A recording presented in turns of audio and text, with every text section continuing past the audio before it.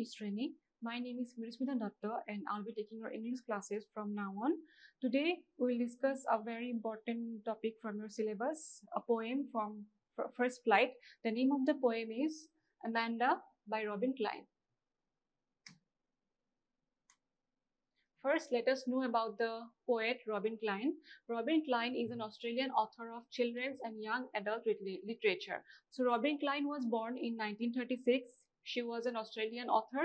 তেওঁ লিখিছিল children and young adultৰ ওপৰত মানে young adultsৰ ওপৰত and childrenৰ ওপৰত যিবিলাক novels হয় stories হয় তেওঁ তাৰ ওপৰত লিখিছিলে She wrote many novels and short stories and poems. Her works often reflect childhood experiences, the challenges of growing up, and themes of independence. So she mainly wrote about childhood experiences. মানে এগৰাকী এটা সৰু ল'ৰা ছোৱালীৰ সৰুৰ পৰা ডাঙৰ হওঁতে কেনেকুৱা ধৰণৰ এক্সপেৰিয়েন্স হয় কেনেকুৱা ধৰণৰ ফিল কৰে সেইবোৰৰ ওপৰত তেওঁ লিখিছিলে novels, short stories and poems.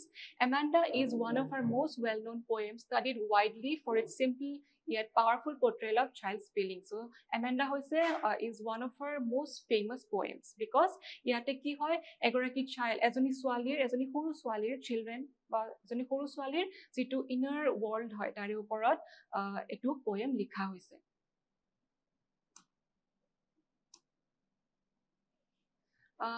Now background of the poem. Now before going through the poem, let me ask you something. তোমালোকৰ কেতিয়াবা এনেকুৱা ফিল হয় নেকি যে তোমালোকৰ ফ্যামিলি তোমালোকৰ পেৰেন্টস মা দেউতা বা কোনোবা এল্ডাৰ্স তোমালোকক এনেকুৱা কৈ আছে যে এটো নকৰিবি হেতু নকৰিবি don't do this, don't sit like that or don't go there, don't talk like this in front of others, in front of your neighbor or in front of elders.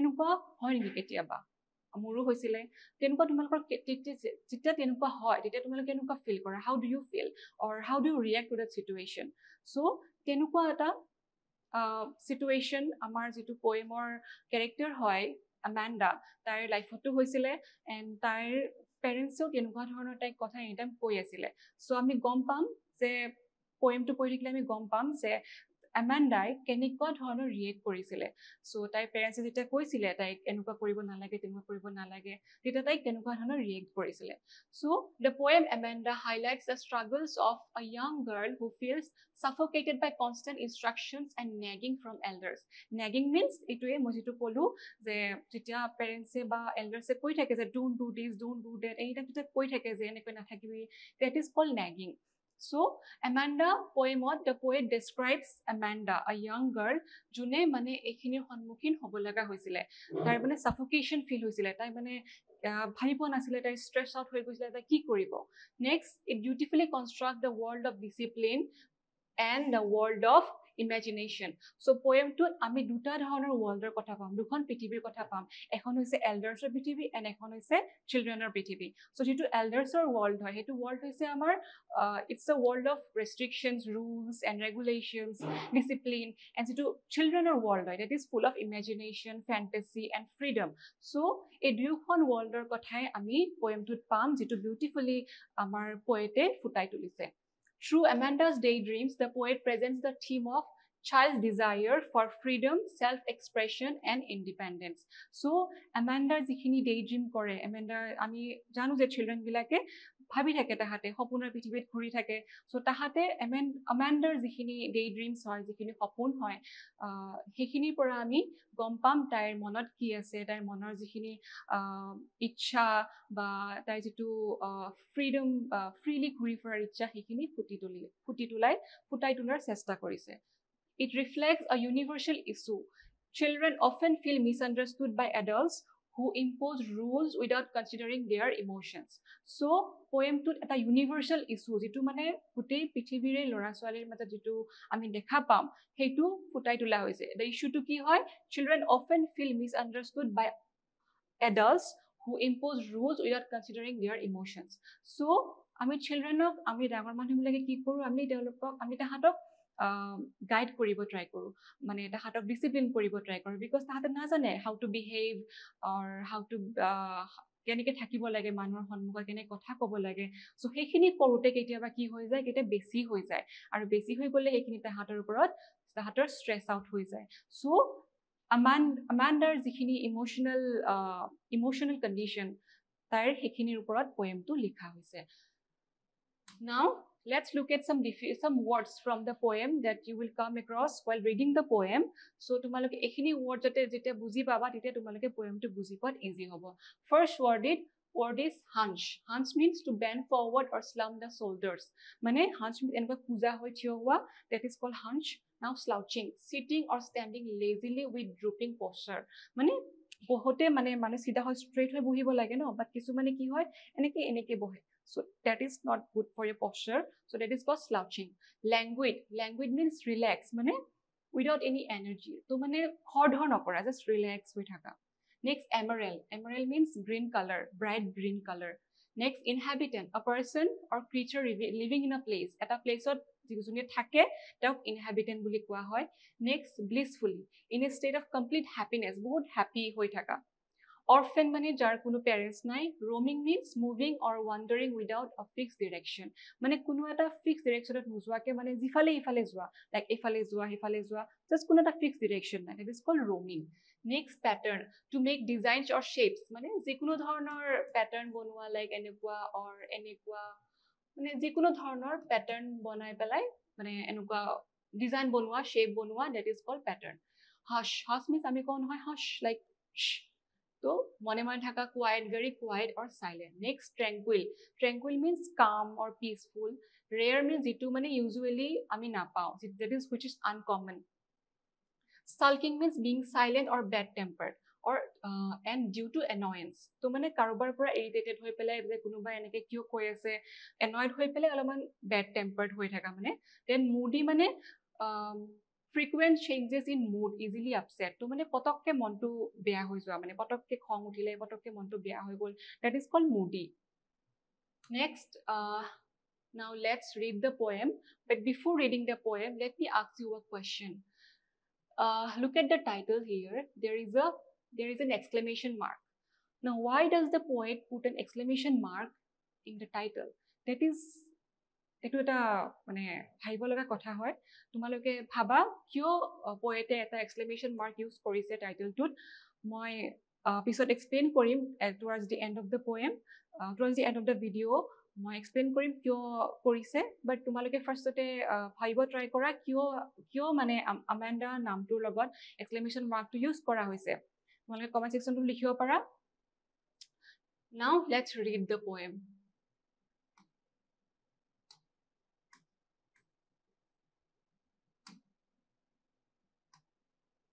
Don't bite your nails, Amanda. Don't hunch your shoulders, Amanda. Stop that slouching and sit up straight, Amanda.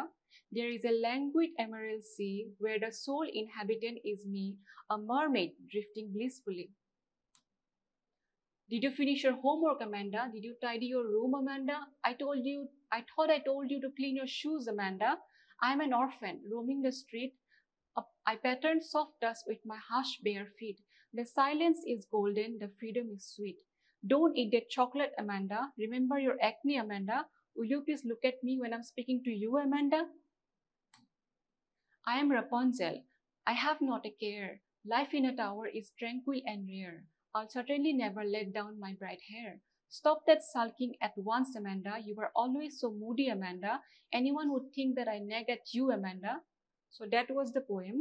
That is the end of the poem. That is the last stanza. So if you have noticed, yate kisuman stanza ki hoise bracketor majot dia hoise. Have you noticed? So etu stanza bracketor bhitor dia hoise, then etu bracketor bhitor dia hoise, next etu bracketor bhitor dia hoise. But other stanzas eketa bracketor bhitor dia hua nai. So etur pora poete etui dekha bicharise je there is a difference between all these stanzas.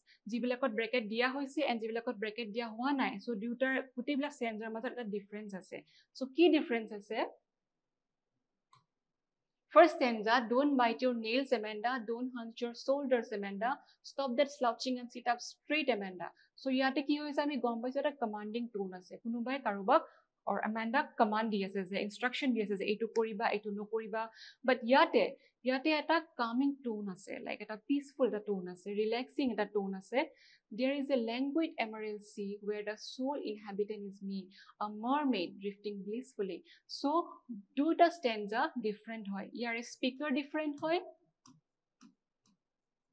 different speaker aru yareo speaker different hoy. Speaker 2, this is speaker 1 and this is speaker 2. So again etu jodi sao ami yateo tenukwa hoise, it has a commanding tone, and again etu hoise eta relaxing tone eta ase, like peaceful tone eta ase, and yate eta commanding tone ase, and yateo eta commanding tone ase. So yare jitu speaker hoy, that is a different speaker, and yare speaker 2 different hoy. So we will discuss all these in detail. Now let's come to stanza 1.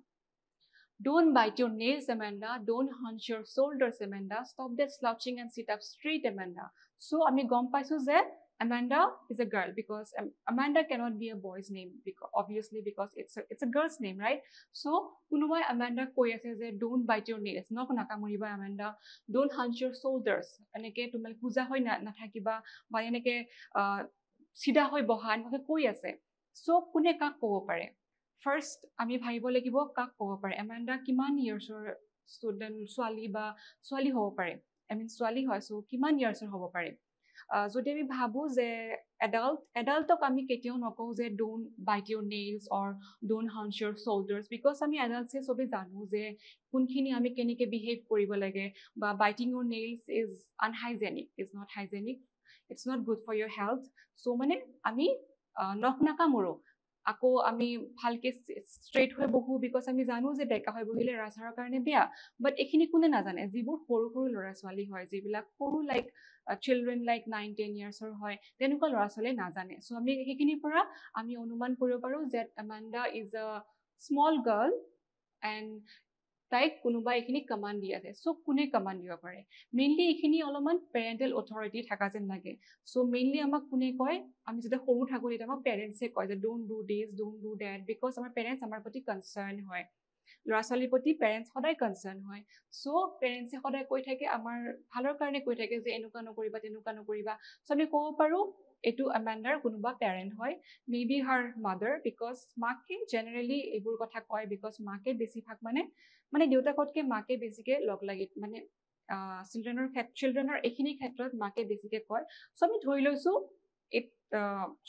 লৈছোঁ আমি মাকে কৈ আছে। So constant instruction from an elder, likely her mother.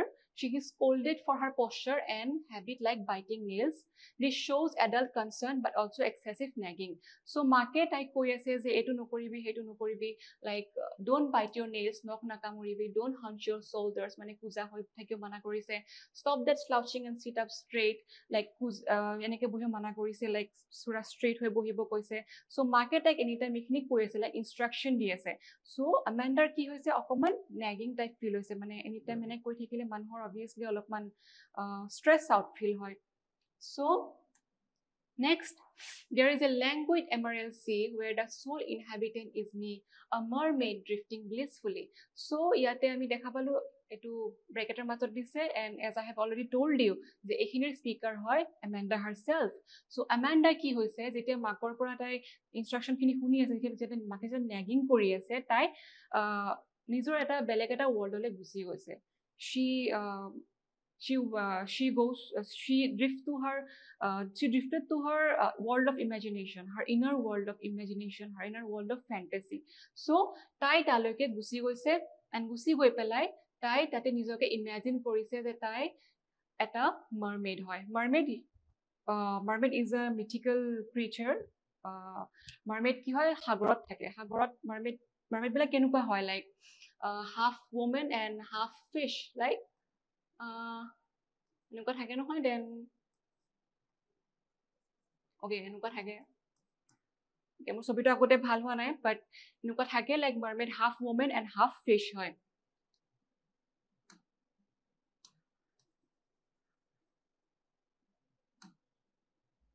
Like ওপৰৰ হাফটো woman হয় and তলৰ ফিছৰ টেইল থাকে so that is mermaid so mermaid ক'ত থাকে এটা mythical creature আৰু যিটো বিলিভ কৰা হয় যে mermaid বিলাক সাগৰত থাকে so তাই ভাবি লৈছে যে তাই mermaid হয় and she is living in the sea there is a languid emerald sea so আমি ফাৰ্ষ্টতে পাইছিলো নহয় word meaning of চাওঁতে languid মানে কি আছিলে let's go to the previous slide languid মানে কি আছিলে relax unhurried without energy মানে যিটো সাগৰৰ পানী হয় সাগৰৰ পানীখিনি পুৰা শান্ত হৈ আছে you know চাৰিওফালে গ্ৰীণ হৈ আছে এমাৰেল্ড সি গ্ৰীণ আৰু সাগৰ চাৰিওফালে শান্তময় পৰিৱেশ এণ্ড তাতে তাই সাগৰৰ ওপৰত লাহে লাহে ভাহি ভাহি গৈ আছে তাই ইমেজিন কৰিছে যে তাই তাতে অকল তাইয়ে এটা প্ৰাণী আছে যোনে তাই বাস কৰে য'ত তাই থাকে য'ত তাইৰ মাক নাই বা কোনো পেৰেণ্ট নাই তাইক নেগিং কৰিবৰ কাৰণে তাইক ইনষ্ট্ৰাকশ্যন দিবৰ কাৰণে তাইক গালি দিবৰ কাৰণে চ' তাই অকলে সাগৰৰ পাৰত আছে সাগৰৰ মাজত আছে সাগৰত বাস কৰি আছে এণ্ড তাই লাহে লাহে slowly তাই drifting মানে ভাহি ভাহি গৈ আছে Amanda escapes into her fantasy. She imagined herself as a mermaid, peacefully drifting in the green sea, free and happy. So তাই নিজকে ইমেজিন কৰিছে যে তাই সাগৰত গৈ পেলাই mermaid হয় তাই সাগৰত আছে and তাই তাতে free and happy হৈ আছে so তাই কিয় গৈছে তাই কিয় তেনেকে ভাবিছে আমি ক'ব পাৰো যে it's her coping mechanism I mean we can say that it's her coping mechanism so মানে তাইক মাকে যিখিনি নেগিং কৰি আছে তাৰে পৰা তাই অলপমান ষ্ট্ৰেছ আউট বা সাফোকেটেড ফিল কৰিছে আৰু সেইটোৰ পৰা হাত সাৰিবৰ কাৰণে তাই কি কৰিছে তাৰ ইমেজিনেশ্যনৰ সহায় লৈছে তাই ইমেজিন কৰিছে যে তাই তাতে নাই মাকৰ লগত নাই তাই দূৰত সাগৰত আছে লাইক এ মাৰ্মেইড এণ্ড তাই তাতে শান্তিমতে অকলে আছে this contrasts the strictness of reality with her dream of absolute freedom the word language shows relaxation in contrast to the scolding so তাই ৰিয়েলিটিত কি হয় ৰিয়েলিটিত তাই বহুত ষ্ট্ৰিক্ট মাকে বহুত ষ্ট্ৰিক্ট এনভাইৰনমেণ্ট এটা ক্ৰিয়েট কৰিছে লাইক তুমি এনেকুৱা কৰিবই লাগিব এনেকুৱা কিয় কৰা নাই চ' সেইটোৰ পৰা হাত সাৰিবৰ কাৰণে তাই ইমেজিনেশ্যনৰ ৱৰ্ল্ডত গৈছে য'ত তাই ফ্ৰীলি থাকিব পাৰিছে she desires freedom and solitude now stanza 3 Did you finish your homework, Amanda? Did you tidy your shoes? Did you tidy your room, Amanda? I thought I told you to clean your shoes, Amanda. So again, আমি দেখা পাইছো ৰিয়েলিটিত ঘূৰি অহা হৈছে ৰিয়েলিটিত কি হৈছে এমেণ্ডাৰ মাকে again নেগিং কৰিব ষ্টাৰ্ট কৰিছে like Did you finish your homework, Amanda? তাইক কৈছে তুমি হোমৱৰ্ক ফিনিছ কৰিছা নে নাই Did you tidy your room, Amanda? মই তোমাক কৈছিলো ৰুমটো চাফা কৰিবৰ কাৰণে ৰুমটো তুমি ঠিক কৰিছা নে নাই I thought I told you to clean your shoes, Amanda. So মানে মই তোমাক কৈছিলো যে তোমাৰ shoe polish কৰিবৰ কাৰণে তুমি কৰিছা নে নাই so মাকে again কোৱা ষ্টাৰ্ট কৰিছে the parent continues nagging about responsibilities so এইবিলাক কি হয় সৰু সৰু কথা হয় যিবিলাক আমি সৰুৰ পৰা জানিব লাগে যিবিলাক responsibilities হয় আমি নিজে কৰিব জানিব লাগে but Amanda সেইটো constantly কৈ থকা হৈছে Amanda is bombarded with instructions মানে তাইক গোটেইখিনি ইনষ্ট্ৰাকশ্যন দিবা তাইৰ ওপৰত মানে ভাৰী পৰি গৈছে যে গোটেইখিনি একেলগে কৈ দিয়া হৈছে তুমি এনেকৈ কৰিছা নে নাই এইটো কৰিছা নে নাই study clean maintain discipline this shows burden of expectation placed on her so কি হয় আমাৰ সৰুৰে পৰাই ল'ৰা ছোৱালীবিলাকক আমি কেতিয়াবা কি হয় আমি সৰুৰে পৰাই কিছুমান বেছিকে বাৰ্ডেন দি আমি বেছিকে এক্সপেক্ট কৰোঁ তাহাঁতৰ পৰা so বেছিকে এক্সপেক্ট কৰিলে কি হয় আমি বেছিকে ইনষ্ট্ৰাকশ্যন দি থাকোঁ যে এইটো কিয় কৰা নাই লাইক আমি ভাবোঁ যে ইহঁতে কিয় কৰা নাই তাহাঁতে কৰিব পাৰিব লাগিব বাট আমিতো পাহৰি যাওঁ যে তাহাঁত কোনটো এজত আছে তাহাঁতৰ এজটো যিটো হয় সেইটো কি হয় এইটো ফ্ৰীডমৰ এজ হয় এইটো কি হয় এইটো তাহাঁতে ফ্ৰীডম বিচাৰে এণ্ড নেচাৰৰ লগত থাকিব বিচাৰে খেলিব বিচাৰে চ' সেইখিনি আমি তাহাঁতৰ ইম'চনেল স্পেচটো আমি দিবৰ কাৰণে পাহৰি যাওঁ homework cleaning tidiness dominate Amanda's life so' গোটেইখিনি কাম তাইৰ এজত যিখিনি মানে বহুত হেভি হৈ যায় বা তাৰপিছতো তাইক সেইখিনি কাম কৰিবৰ কাৰণে মাকে বা পেৰেণ্টছে কৈ আছে she feels burdened by constant reminders so তাইক মানে কনষ্টেণ্টলি ৰিমাইণ্ড কৰা হৈছে যে তুমি এইটো কিয় কৰা তুমি এইটো কৰিবই লাগিব next stanza 4 again ব্ৰেকেটৰ মাজত দিয়া হৈছে I am an orphan roaming the street I pattern soft dust with my harsh bare feet the silence is golden the freedom is sweet so again Amandaক যেতিয়া মাকে নেগিং কৰি আছিলে কৈ আছিলে যে এইখিনি কিয় কৰা নাই then Amanda কি কৰিছিলে again তাই ইমেজিনেশ্যনৰ ৱৰ্ল্ডত গুচি গৈছিলে তাই এবাৰ নিজকে কি ইমেজিন কৰিছে তাই অৰফেন হয় তাই ভাবিছে যে মোৰ যদি কোনো পেৰেণ্টছ নাথাকে দেন মই কি কৰিব পাৰিম মই ফ্ৰীলি থাকিব পাৰিম চ' একচুৱেলি এইটো আমি কি হয় যেতিয়া কোনোবা ল'ৰা ছোৱালী পেৰেণ্টছ নাথাকে যেতিয়া মাক দেউতাক নাথাকে এইটো এটা দুখৰ কথা হয় যে মাক দেউতাক নাই মাক দেউতাকৰ মৰমৰ পৰা বঞ্চিত হৈছে বাট এমাণ্ডাৰ ক্ষেত্ৰত কি হৈছে তাই সেইটো নিজকে ফ্ৰীডম বুলি ভাবি লৈছে যে তাই যদি পেৰেণ্টছ নাথাকিলেহেঁতেন তাই নিজে ফ্ৰীলি ঘূৰি ফুৰিব পাৰিলেহেঁতেন I am an orphan roaming the street so' তাই ইমেজিন কৰিছে তাইৰ কোনো পেৰেণ্টছ নাই তাই এটা ষ্ট্ৰীটত ৰাস্তাত ঘূৰি আছে ৰমিং মিনছ আছিলো নহয় অলপ আগতে লাইক যিকোনো ডিৰেকশ্যনত যোৱা ন এটা ফিক্স ডিৰেকশ্যন জাষ্ট যিফালে ইচ্ছা সিফালে গৈ আছে I patterned soft dust with my hush bare feet. So, ইয়াতে কি আছিলে যিটো ৰাস্তাত যিবিলাক ধূলি মাকতি থাকে ধূলি মাকতিৰ ওপৰত তাই যিটো খালী ভৰিৰে গৈ আছিলে ধূলি মাকতিৰ ওপৰত তাই খালী ভৰিৰে কিছুমান পেটাৰ্ণ আঁকিছে লাইক যিকোনো পেটাৰ্ণ তাই নিজৰ ইচ্ছামতে পেটাৰ্ণ আঁকিছে সেইটো এটা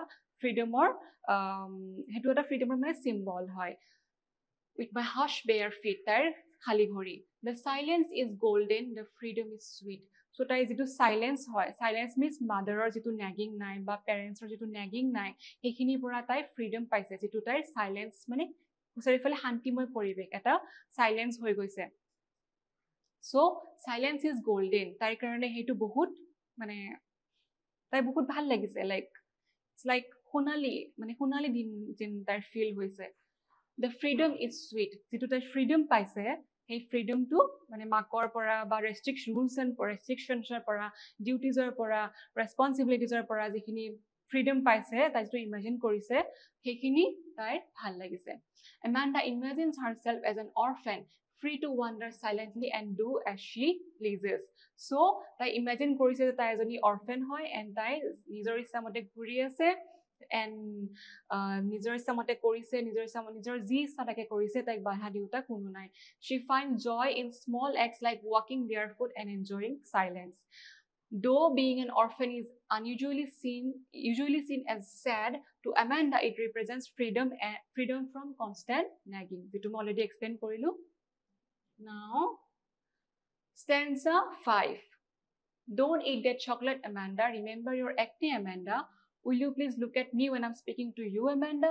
so again related ঘূৰি আহিছো আমি again কি হৈছে মাকে again instruction দিব start কৰিছে scolding কৰিব start কৰিছে don't eat that chocolate Amanda কৈছে তুমি চকলেট নাখাবা because কিয় Amanda already maybe acne problem আছে like pimple আছে maybe so chocolate খালে pimple আৰু বেছি হৈ যাব so pimple বেছি হৈ যাব কাৰণে মাকে এটা চকলেট খাব মানা কৰিছে But actually কি হয় চকলেট ল'ৰা ছোৱালী বিলাকে ভাল পায় বিশেষকৈ সৰু ল'ৰা ছোৱালী বিলাকৰ চকলেট বহুত ফেভৰেট হয় সো তাক সেইটো খাও মানা কৰা হৈছে Will you please look at me when I'm speaking to you Amanda so আমি এইটোৰ পৰা কি গম পাইছো যে Amanda যেহেতু নিজৰ ফ্যান্টাসি ওয়াৰ্ল্ডত গুছি গৈ আছে তাই মাকৰ কথাখিনি ইগনোৰ কৰি আছে মাকে মানে গম পোৱা নাই যে তাই মানে মাকৰ কথাখিনি ইগনোৰ কৰি আছে ন সো তাই বেলেগ এটা ওয়াৰ্ল্ডত গুছি গৈছে সো মাকে এই কাৰণে কৈছে যে why don't you look at me I'm talking to you so মাকৰ খং উঠিছে The elders warns Amanda not to eat chocolate they cause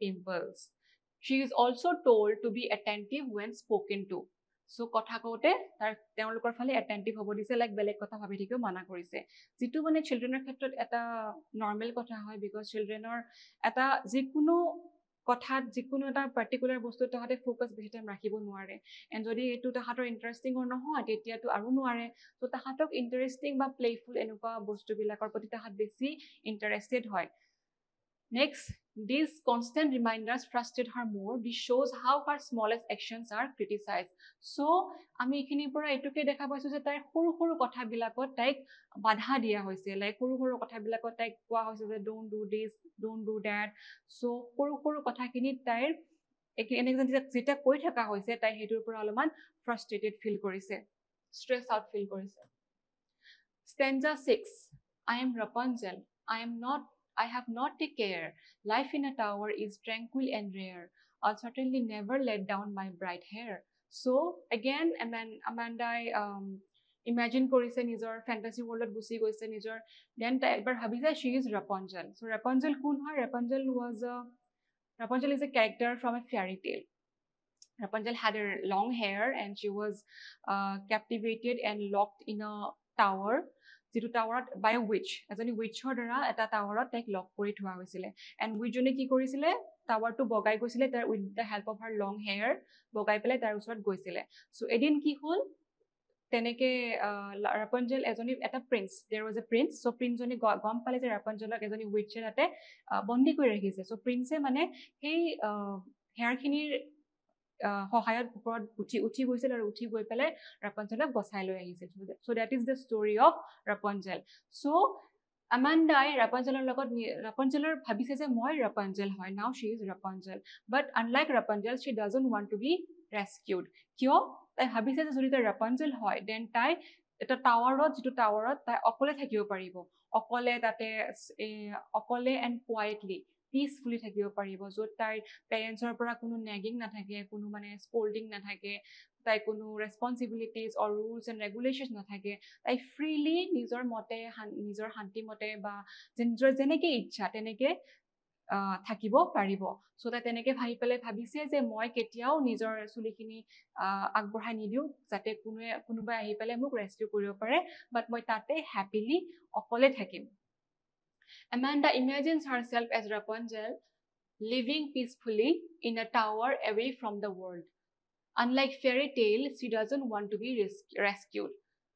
She enjoys being alone in a tower away from nagging. She wants to remain isolated in her calm, independent world. So, যিটো মই explain কৰিলো মাত্ৰ তাই সেইকাৰণে ৰাপঞ্জেল হ'ব বিচাৰিছে যাতে তাই টাৱাৰটোত অকলে থাকিব পাৰে এণ্ড তাই ভাবিছে যে তাইক কোনেও যাতে ৰেস্কিউ কৰিব নাহে তাই তাৰ সেইটো সুযোগ নিদিয়ে Now the last stanza 7. Stop that sulking at once, Amanda. You were always so moody, Amanda. Anyone would think that I nag at you, Amanda. So, last stanza again Maki ki koise je stop that sulking at once, Amanda. sulking mane ki paisilu je Amanda anytime mane ki koi thaka boli koise make je bad tempered hoi thake ba moody hoi thake so kyo teneke hoi thake Amanda মাকে school গালি পাৰিছে যে তুমি any time কিয় এনেকে থাকা চ' বেলেগ মানে ভাবিব মই বেড পেৰেণ্ট হয় এণ্ড মই তোমাক এনেকে কৈছো তোমাক মই এনেকে নেগিং কৰি আছো এণ্ড মানুহে মোক দিয়া বুলি ভাবিব চ' তুমি এনেকে কিয় আছা চ' দেট ইজ চামট আইৰনিকেল বিকজ এমেণ্ডাক একচুৱেলি পেৰেণ্টছে মানে নেগিং কৰি আছিলে অলপমান বেছিকে মানে কণ্ট্ৰলিং হৈ আছিলে যিটোৰ কাৰণে এমেণ্ডাৰ এইটো মনত মানে প্ৰভাৱ পেলাইছিল তাইৰ মেণ্টেলি অলপমান প্ৰভাৱ পেলাইছিলে তাই ষ্ট্ৰেছ আউট হৈছিলে চাফোকেটেড ফিল কৰিছিলে যিটো মানে মাকে মানে গম পোৱা নাছিলে বা বুজি পোৱা নাছিলে চ' বুজি নাপাই পেলাই তেওঁ ভাবিছিলে যে এইটো বেলেগ মানুহে কি ভাবিব বেলেগ মানুহে ভাবিব মই এনেকুৱা কৰি আছো হয় মই বেড পেৰেণ্ট হয় বাট এমেণ্ডাৰ মনত কি প্ৰভাৱ পেলাইছিলে তেওঁ সেইটো ভাবিব পৰা নাছিলে The parent accuses Amanda of sulking and being moody while not realizing it is their constant nagging that causes her withdrawal. So Amanda jitu behavior dekhuaisile like ignore kora makhotok parentsok ba kotha nukhuna so hetu kihor pora ahisil etu mainly ahisil teolokor jitu constant nagging tare pora ahisil tare etu mane reaction hoy Amanda so we can say that is her coping mechanism Ironically, the parent is worried about how others perceive them. People will think I'm nagging you. So, enake question hoy there rather than Amanda's true feelings. So, Amanda's true feelings er kotha janat koi teoloke teo bhabisile je baki manuhe ki boli bhabibo. So, that is the end of the poem. So, ami first of all jikhini porilo let's summarize it. Summary of the poem, first of all, monat pelau ami. The poem Amanda by Robin Klein highlights the struggles of a young girl who is constantly nagged and instructed by her parents. So, Amanda written by Robin Klein. It's a poem that describes Amanda, a small girl who is constantly nagged by her parents. And parents say like anytime koi thake je don't do this, don't do that, don't behave like this, don't talk like this, don't sit like this. Or do your homework, polish your shoes. So ekhini koi thake. So constantly taik teneke instruction di thake, scolding kori thake. The poem presents two constructing worlds: the world of discipline, rules, and restrictions imposed by elders, and the world of imagination, freedom, peace that Amanda longs for. So moi jitu বিগিনিঙতে কৈছিলো যে পোয়েমটোৱে দুটা world দুখন পৃথিৱীৰ কথা ডেসক্ৰাইব কৰিছে এখন পৃথিৱী হৈছে এল্ডাৰ্ছৰ আৰু এখন এডাল্টছৰ আৰু এখন পৃথিৱী হৈছে চিলড্ৰেনৰ যিটো এডাল্টছৰ পৃথিৱী হয় এডাল্টছৰ ৱৰ্ল্ড হয় it is full of rules and regulations and restrictions and responsibilities and jikhon world of children hoy that is full of imagination freedom and peace so that is what Amanda longs for at the beginning Amanda is scolded for small things like biting her nails slouching or not sitting properly so first tote ami ki paisilo first sentence asile ki Amanda make scold kori ase je why are you biting your nails why are you sitting like that don't hunch your shoulders to enike koi asile tired of this constant criticism she escapes into her imagination where she sees herself as a mermaid drifting happily in the calm green sea so to escape this criticism to escape this nagging from her mother or her parent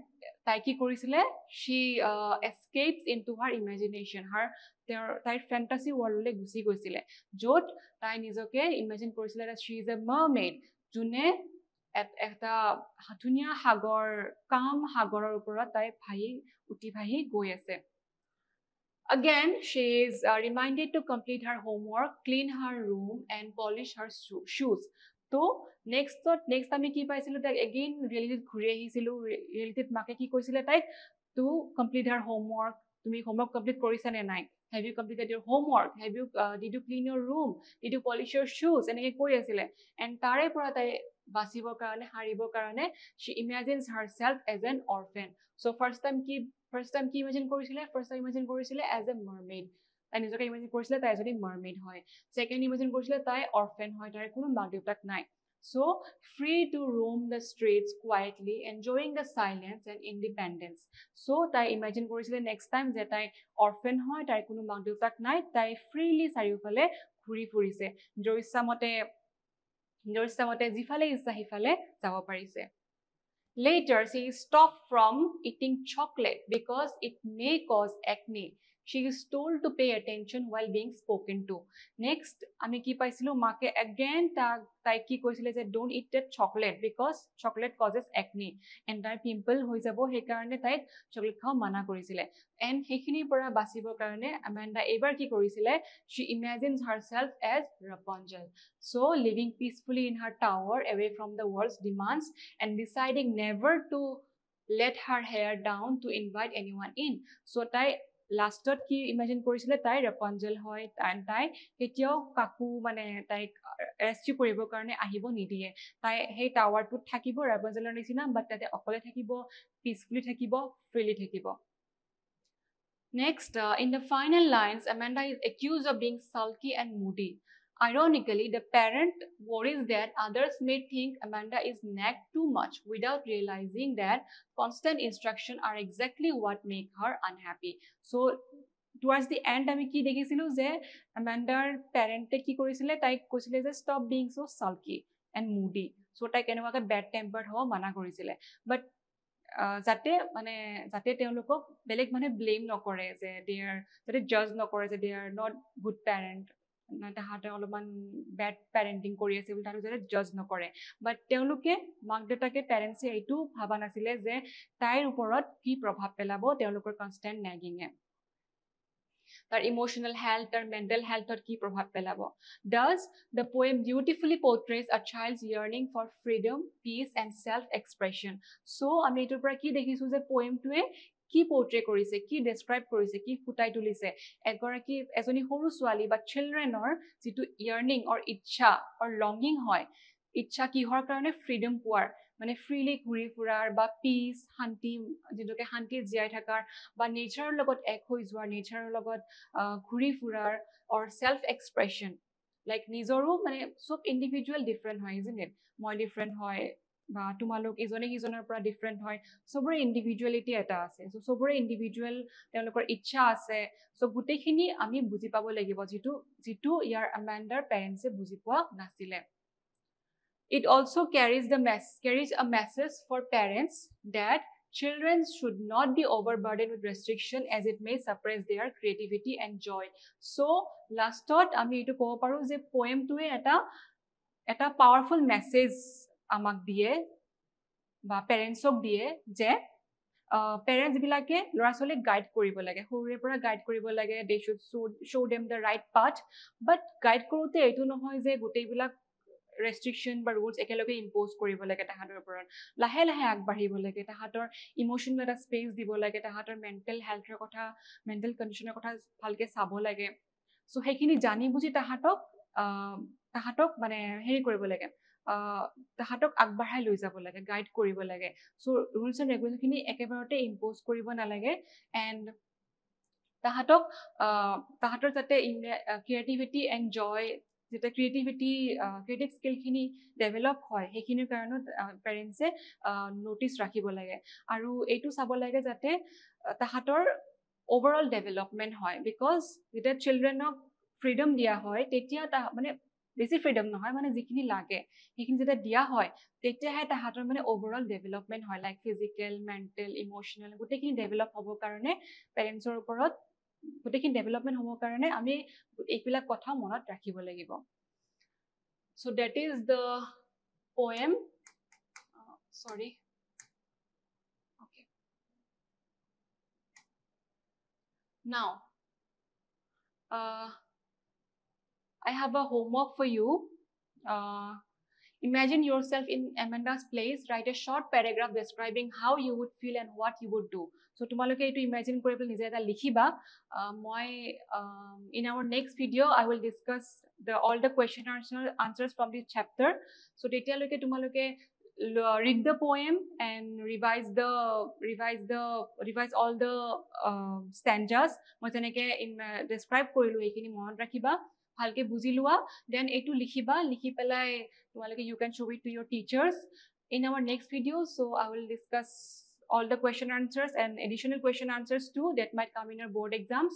So I hope you learned something today. Thank you. See you in next video. Thank you.